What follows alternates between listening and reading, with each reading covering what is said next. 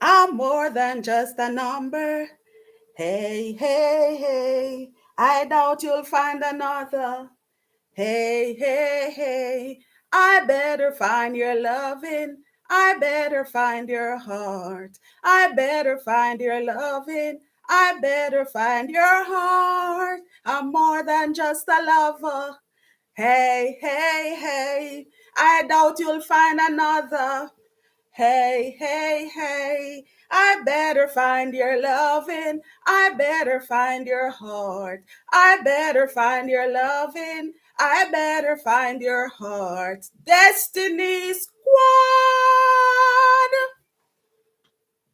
how are you doing? It's another Friday. How are you doing, guys? How has your week been? Better yet, weekend is here. So love it. I hope you had a wonderful week. I hope you're looking forward to weekend. So happy. We have made it. Today is the 6th day of January. We have survived. So much to give thanks and praise for. Now it's that time to put all those plans into action. 2023, it's the year of progress for all of us. It's a time where we don't want to be in the same position this time next year as the position that we are in now, right? So we all have a job to do. If you have not started as yet, then of course it is time to actually start up, because 2023 is our year of progress. Progress, you hear that word? Progress. But also remember that if we are going to progress, we have to put in the hard work as well. So be prepared for that. And in the news, yes, I'm going to talk. I've seen three things in the news, so I'm just going to talk about it. In the UK news, not surprising, the UK government is considering laws to reduce the effect of industrial action. If you remember, I actually did a video towards the end of last year where I said that, the industrial actions were not effective. But what I've noticed, for example, with the transportation, with the train drivers, just the train workers who have been going on strike, what I've noticed was that over the Christmas, and more so from the start of this year, they have actually, picked up a gear. I don't know if you have realized, but in the UK, for all of this week, I think except for Thursday, the trains, the industrial action actually affected journeys because the train workers were on strike. So you actually did not have trains running. And what do you know? What do you think happened? When that happened, because of the effects, the government, no surprises there, when the government saw that, look, actually, the mode or the turn that industrial action was taken, right? They have now decided that they want to come up with a law. The law is whereby trade unions can be fined if they do not provide minimum services. So what they're saying is that even though there you have industrial actions, they're not barring industrial actions. What they are saying is that some services must be provided. And I actually know why the government is doing that, because of the gear that, the train workers have picked up. Because I think this week has been the first week where actually every day except one day of the week, they did not have industrial action. So now the government is considering, that if when people go on industrial action, the trade union needs to provide all the names of everybody who will actually be taking industrial action on the particular day, because they need to ensure that minimum service, they call it safety, is provided. So no surprises there. I knew that, as soon as things take a different turn, where things seemingly are going to be more effective in that it would affect the customers or affect the citizens more, then of course they would have to do it. So yes, that's one thing that's in the news. In the news as well, NHS is under pressure. Like I've said before, if you live in the UK, we actually have a free healthcare system. But over the Christmas and into the new year, the healthcare system have come under even more pressure. What happened was that I actually saw scenes where you had ambulances line up, people who came in for emergency, accident and A&E, we call it A&E, accident and emergency. The ambulances could not actually make their way up to the hospital doors because actually of what was happening on the inside. In some cases, we are running out of beds. When I say running out of beds, they actually have beds, but because of everything that is happening, and as you know, Britain is an aging population. So they are finding that the number of ill cases that they have coming in, they are just not able to keep up. So what happened? They saw where doctors and nurses had to actually go to the ambulances and started performing, basic stuff while the patient was still in the ambulance. So that is one thing. And what I've seen was that the government said that they are now looking into encouraging people to actually move into social care or home after they have been treated in hospital. So if they think that they are deemed well enough, not that they have fully recovered or anything, but in order to make, more space and stuff for the people who are coming in, they want to encourage people to actually move, free up some of the beds, basically. So hopefully that will work, because even before all of this, the Christmas and the winter, where we normally see more cases of illnesses and so forth, even before that, the NHS was struggling. So this has only made the situation worse. So hopefully, things will be stabilized. So that's in the news as well. One more thing that was in the news that was of interest, it was in the news here in the UK, and of course, it was in the news in Jamaica as well, where I've seen where a UK citizen was actually deleted at a guest house in Jamaica. Actually, I have to say to tourists, this was, and as it is being reported here in the UK, and I would imagine it's being reported in Jamaica as well, that seemed to be more or less a contract killing. For tourists, Jamaica is still a relatively safe place, especially in the hotels and guest houses. So, I was not surprised to learn that this was actually more or less a contract killing. If you look online, you will see that, the guy was involved in certain stuff.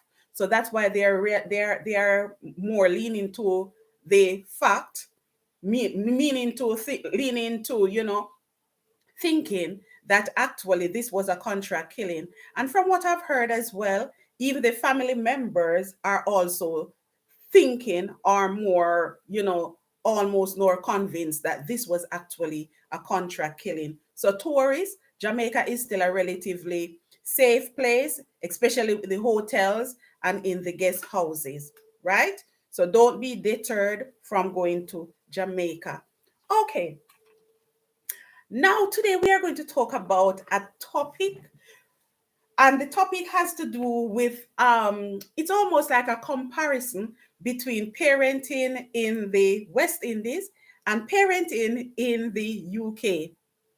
Now, look, I would love to say parenting does not come, parenting, you would, I don't know, for people who have children, let's put it this way, I am almost certain that you would agree that parenting is one of the most difficult jobs.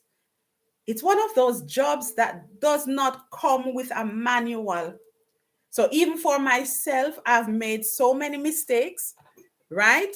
So if you have been making mistakes, still going through your mistakes, still learning from your mistakes, just remember that there is no manual from it. Some of us, what we are doing is that we are relying on how we were brought up, and there is a problem, right?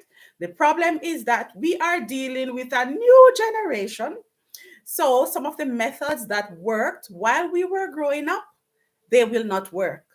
And remember that these children, from they were born, put it that way, they are exposed to things on the internet.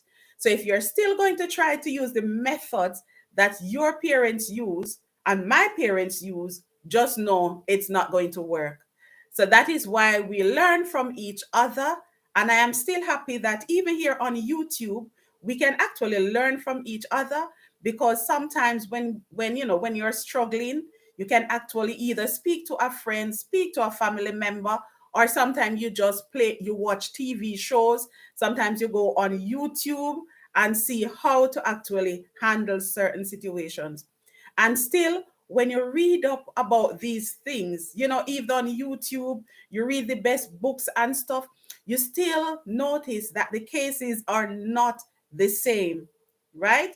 So some of the things you have to be able to almost be able to think on your feet, and still when you try to think of your on your feet, you will not always get it right. But still remember to forgive yourself, because it's a learning process. Once you don't harm your children, trust me, they will get over it, and we can learn from each other. But like I have said, parenting in the UK, parenting in the West Indies, I am going to look at it from on 5 topics. And then what I'm going to do, talk about the topics. Well, the topics are, I'm going to talk on communication, how we communicate, punishment options, chores, getting out of bed, education, attitude to our sons, daughters, dating, to children dating and stuff. So those are the topics that I will be looking at. And then we are going to see how they differ, and how we can actually borrow from the different parenting styles to actually, come up with something that will work, because like I have said, we are dealing with a different generation. So there is no one size fits all, and everybody will not always get it right. Okay, so in terms of communication, parenting in the West Indies, I would say that we look at it from a point of view where children should be seen and not heard. What do I mean? So parenting in the West Indies means that children should just listen to what the adult says, what the parent says, and they should not question them about it. In the UK, it is different. What I've noticed is that in the UK, it's more of a discussion. It's more of a discussion. So sometimes the child will say, okay, why should I have to do it? And the parent is more, parenting in the UK is more patient, whereas in the West Indies, it's a matter of, look, either do what I say, or look, you will have to leave from under my roof. All right, so what is the balance? I still believe that communication is the way forward. But like I've said, sometimes in from my growing up, and a lot of people can probably relate, people who have grown up in the Caribbean, that sometimes you don't get to express yourself. And it is coming from the little saying that children should be seen and not heard. So it's like you should actually just accept what is being given to you and not question it. I still believe that from an early age, we should encourage children to actually express themselves. And one way of doing that is actually allow them to question us. Why should I actually take this road instead of that road? Why is it that your action is right? Why is it that your action is right and my action is not right? So I would say the balance would be where in the parenting, if you're going to get it right, if you're going to actually strike a balance, I would say more communication, less dictating what is to be done, as is the case in most West Indian homes, where you actually tell the child what is to be done. So, in that case, yes. And I would say, as a matter of fact, I would say know when to actually know. I would say get the child to express themselves, but actually you make the final decision. And once a decision is made, then you stand by it. In that way, you are actually still in control, right? So yes, that's far as communication is concerned. Punishment options. Punishment options in the West Indies, we all know that a good whooping is what you get when you disrespect your parents, when you have not come in at a certain time when you are or when you are told, when you actually keep companies with someone who you were specifically told by your parents to not keep company with them. The choice is whooping. In some so the different terminologies, some people say whooping, some people say smacking. In the West Indies, we say beating, right? Ass whooping, everything like that. Some people still say it is corporal punishment. In the West Indies, that is the first option. Then they will actually proceed to say, look, you have to sleep out tonight. You have to sleep out of my house tonight. You cannot come in. And I tell you a little story. Even until today, my daughter, she came to the UK when she was very, very young.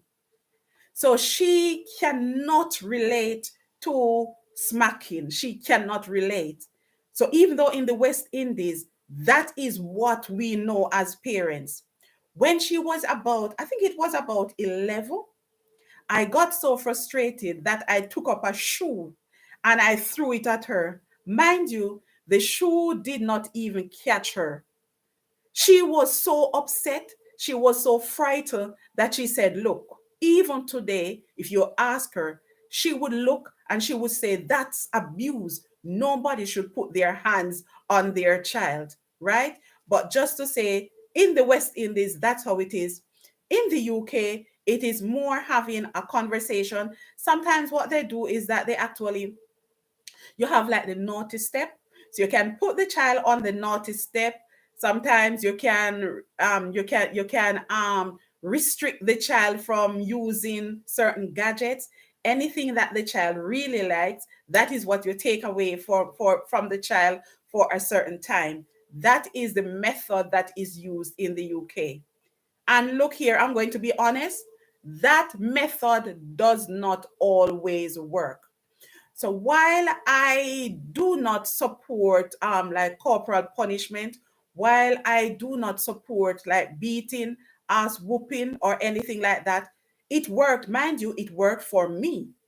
It worked for my generation growing up.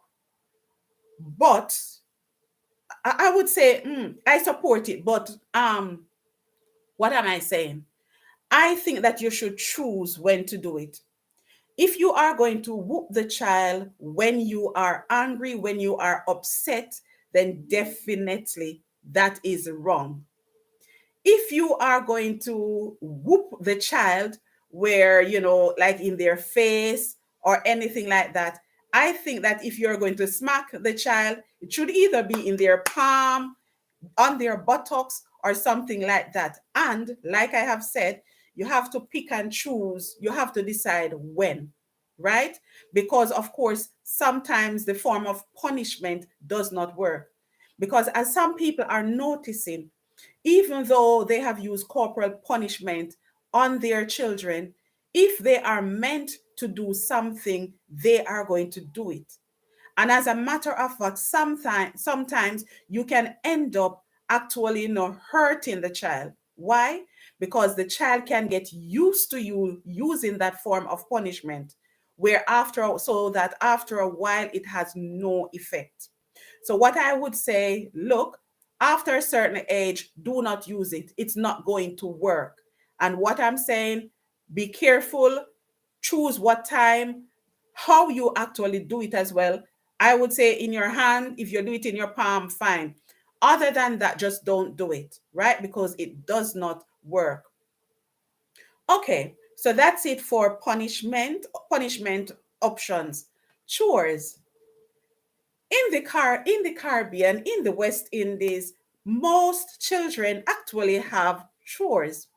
So either in the mornings, most times it's in the mornings before they actually go to school, they have little chores. So one person will know, okay, my chore is to do the dishes, where they can choose whether it's the morning or in the afternoon. So people get different chores. One is to do the dishes, one is to do the sweeping of the yard, one is to do like the cleaning of the bathroom, one is to do the cleaning of the house or anything like that. One is to just make the beds or anything like that.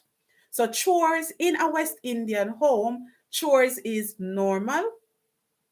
Whereas in the UK, actually a lot of people do not have chores. That is something that I believe that children benefit from. For example, probably something that is slightly different from chores. In the West Indies, when you get to a certain age, you are automatically, it's like it is not even said. It is something that just happens where you are brought into the kitchen and you learn how to cook. In the UK, like I've said, a lot of children actually don't have chores. So they don't know how to clean the house. They don't know how to, they don't know they don't know how to cook. Now, what will happen? You will find that a child who does not know how to cook, when they grow up, they can, although to be honest with you, you have technology now, so they will tell you that everything is on YouTube. So when I want to cook, when I'm living on my own, then I will be able to just follow a recipe and do it for myself. I still believe that the West Indian way of actually, bringing the child in, ensuring that the child knows how to do different things as they are growing up, I still think that that is the good way, because it actually teaches the child responsibility from an early age. So yes, in the term of chores, I do agree that children should actually have chores. So what you find in the UK is that the parents actually do everything and the child does not do anything. So you find that if you actually follow the West Indian way, where children have little chores, then of course, you will have little time for yourself. You will be less tired as well. It is not giving the child your work. You will know how to gauge it, what the child can do from what the child is not able to do. Even say, it's your responsibility to make up your bed instead of the parents always going into the child's room to, do simple things as making up their bed. Still let them have chores. Okay, number 4, getting out of bed. The rule as it goes to getting out of bed. In the West Indies, whether or not for a lot of people, whether or not you have school, because you know that in schools, you actually have holidays and stuff. In a lot of West Indian homes, whether or not you are going to school, you cannot lie in your bed after a certain time.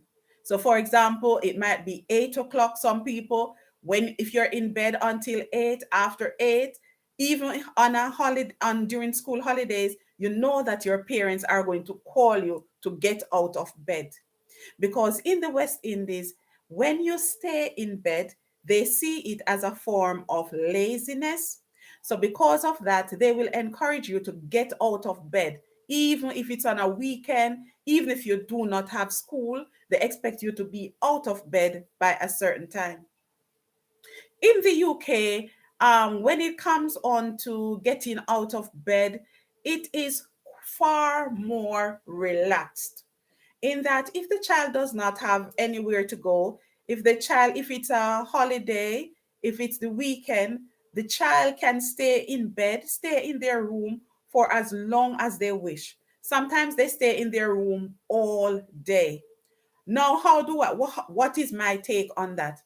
My take is that, look, if the child has done their chores, if the child has nothing to do, then as far as I'm concerned, the child should be free to stay in their bed all day if that is what they wish to do.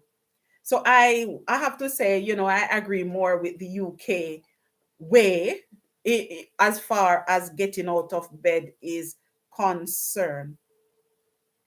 Education is the next topic in terms of education. In the West Indies, although education is seen as a way out of poverty, where education is really encouraged, still, a lot of parents do not ensure that their children actually do the homework. Some parents, and listen, I'm saying some West Indian parents, believe that their responsibility is to provide the finance for children to go to school. They believe that once they have provided the finance, the child has lunch, the child have uniform, once they get the child out, once the child is in school, their job is finished. So there is nothing about trying to find out how the child is progressing. There is nothing about trying to find out if the child got as homework, and so forth. And it's only when the child become an adult, sometimes when the child gets to, 11, 12, they're just finding out, oh, my child cannot read. Look, that shouldn't be. Whereas in the UK, the system is slightly different. Yes, you will have parents who don't see to it that their child actually do the homework, but a lot of children, when they are struggling, once the parent is aware of it through, PTA meeting, parents evening, etc., what they actually do is find a private tutor for the child, to ensure that the child actually achieves. That is, I know that it is not, private tutoring actually takes money. So I would say that in the West Indies, not everybody can afford it, and not everybody in the UK can afford it. But I would say that is one thing that I actually admire with the UK system, in that, mind you, in the UK, they have far more access to resources, etc. But what you will find is that parents who are interested in how their children are progressing, more often they will actually get a private tutor to actually ensure that the child keeps up with what is happening. A lot of children actually have private tutor. And the final thing that I'm going to talk about is attitude to, your son having a girlfriend, or your daughter having a boyfriend. In the West Indies, they don't want to know that you actually have a boyfriend or a girlfriend until you have finished school, until you have finished university, finished college. So what you'll find is that you'll have a lot of children, teenagers, who will sneak off. They have their boyfriend, they have their girlfriend, but they keep it quiet. I'm going to, in the UK, I'm going to tell you how they do it in the UK, and then I'm going to tell you how the balance, to strike the balance. In the UK, when the child gets to a certain age, the parents know that it is normal for them to have a boyfriend or have a girlfriend. So what the parents do is that they encourage, they want to meet the boyfriend, they want to meet the girlfriend. They invite them to come over to the house. They invite them to come to, like family functions, so that they can observe, the relationship, observe the person, to know if the person is treating their daughter, treating their son good. So they actually encourage this togetherness so that they can observe what is happening. Is that saying that it will always work out, that because your parents or your family members get to know your partner from an early age, that it will always work out? No. But I believe, this is where I have to say that I actually believe in the UK way of doing it, because in the West Indies, it's not saying that because you say that your son, your daughter should not have a boyfriend or a girlfriend from the age of 16, let's say 16 per se, that they don't have it. They actually have it. But the fact that they have to be hiding to do it, it puts them more at risk as far as I'm concerned. If you encourage open communication where your child can actually say, okay, meet my boyfriend, meet my girlfriend, I think that you are in a better position to actually observe the person. You can actually, then you can say to your son, your daughter, I have noticed XYZ. I don't think that this person is right for you because of XYZ. But if you don't know the person, that your son, your daughter is hiding it, then your child could be going in the wrong direction, meeting up with the wrong person, getting into a relationship with the wrong person, and you don't even know it. And what you find is that sometimes, even when they become adults in the West Indies, is that they still hide their significant other from their parents because they grew up thinking that, okay, they should not have a boyfriend or a girlfriend. So even when they become adults, they get a bit timid into actually, introducing, discussing things about that person with you, especially with what is happening nowadays, where people can actually be experiencing like domestic abuse without you even knowing.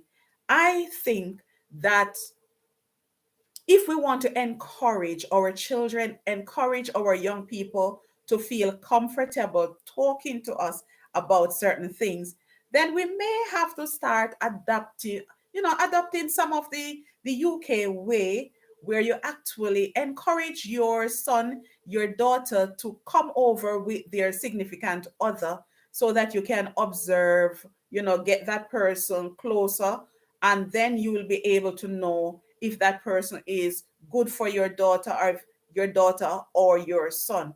Mind you, I understand in the West Indies where why some parents do not want children to have um boyfriend, girlfriend from an early age, because sometimes we know about teenage pregnancies. We actually know also that sometimes when children take up certain things on their head, then they don't concentrate on their schoolwork. So I know that we want to encourage them to concentrate on their schoolwork more. But like I have said, if a lot of them are going to still hide, and have their boyfriend and their girlfriend, you might as well encourage them to do it the right way.